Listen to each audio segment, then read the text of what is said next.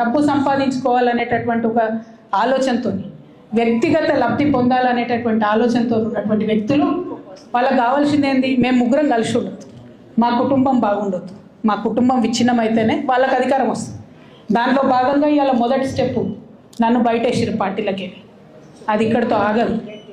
నేను గౌరవనీయులు పెద్దలు దైవ సమానులు కేసీఆర్ గారిని విజ్ఞప్తి చేస్తా ఉన్నా, మీకు ఒక సూచన చేస్తా ఉన్నా. దయచేసి మీ చుట్టూ ఏం జరుగుతున్నదో ఒకసారి చూసుకోండి.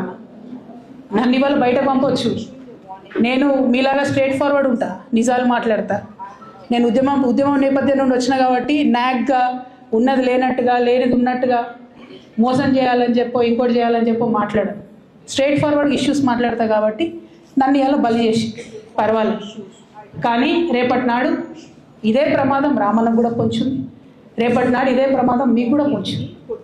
అల్టిమేట్గా బీఆర్ఎస్ పార్టీని హస్తగతం చేసుకోవడానికి జరుగుతున్నటువంటి కుట్రలో భాగంగానే ఇవాళ నన్ను ఎలిమినేట్ చేయడం జరిగింది.